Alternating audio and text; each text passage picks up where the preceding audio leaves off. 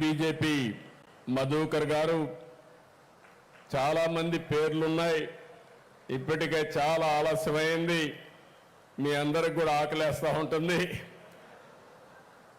అందరి మారిగా నేను కూడా ఎక్కువ ఇబ్బంది పెట్టకుండా వీలుని తొందరలో కంప్లీట్ చేయాలనుకుంటున్నాను.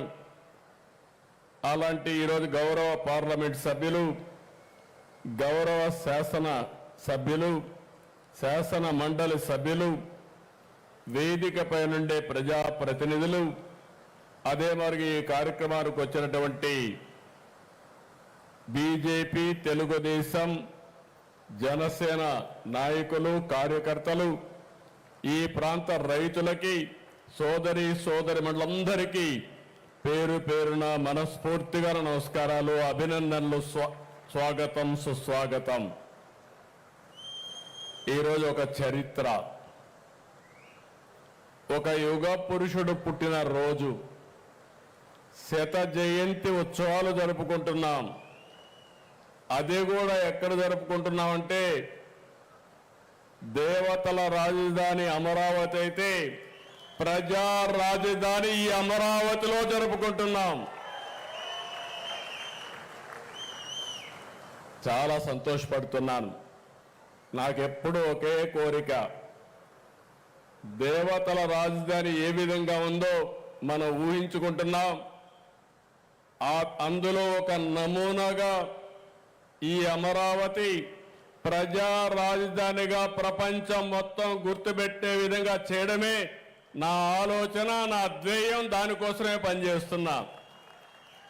మొట్టమొదటిసారిగా ఇక్కడుండే రైతుల్ని, ఈ ప్రాంత రైతుల్ని మనస్ఫూర్తిగా అభినందిస్తున్నా. ఈరోజు శత జయంతి ఉత్సవాలు ఇక్కడ జరుపుతున్నామంటే ఒక స్ఫూర్తిదాతలైనటువంటి రైతులు ముందుకొచ్చి, ప్రపంచంలో ఎక్కడా జరగలేదు, 33,000 ఎకరాల భూమి, 29,000 మంది రైతులు ఒక్క రూపాయి తీసుకోకుండా ఆ భూమిని ల్యాండ్ పూలింగ్లో ఇచ్చారు. అంటే ఎవరు ఈ ప్రపంచంలో చేయలేదు. అలాంటి స్ఫూర్తి ఇచ్చినటువంటి రైతాంగానికి మరొక్కసారి శిరస్సు వంచి నమస్కారాలు తెలియజేస్తున్నా.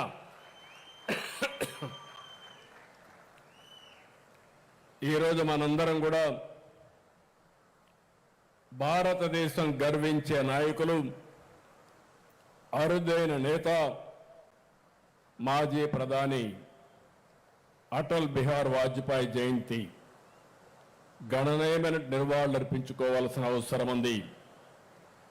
అమరావతిలో కొత్తగా రాజధాని నిర్మాణం చేస్తామంటే ఇక్కడ ఎలాంటి నిర్మాణం చేయాలనుకున్నప్పుడు మాధవ్ గారు వచ్చి శత జయంతి ఉత్సవాలున్నాయి, ఇక్కడ వాజ్పేయి గారి విగ్రహం పెట్టాలని ఒక మాట అంటే నాకు పాత రోజులు జ్ఞాపకం వచ్చాయి.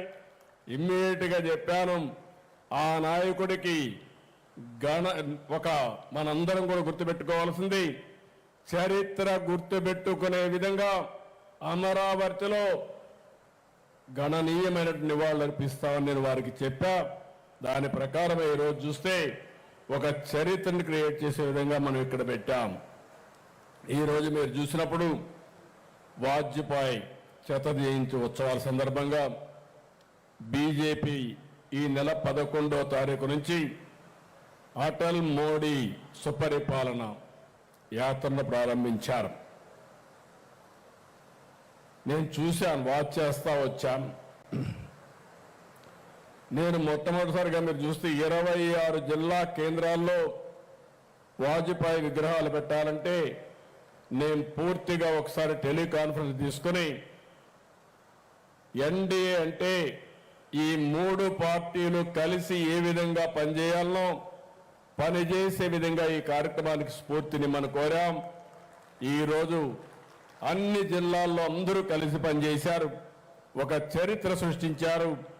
ఈరోజు ఇక్కడ చూస్తే 14 అడుగుల వాజ్పేయి విగ్రహాన్ని ఇక్కడ మనం పెట్టుకున్నాం. అయితే మనందరం గుర్తుపెట్టుకోవాల్సింది, వాజ్పేయి విగ్రహం పెట్టుకోవడమే కాకుండా విగ్రహంతో పాటు ఆయన చరిత్రని ఆయన చేసిన పనుల్ని శాశ్వతంగా ప్రజలకు గుర్తుండే విధంగా ఈ స్మృతి వనం ఏర్పాటు చేస్తామని మరొక్కసారి మీ అందరికీ విజ్ఞప్తి చేస్తున్నా. దేశానికి సుపరిపాలన పరిచయం చేసిన నాయకుడు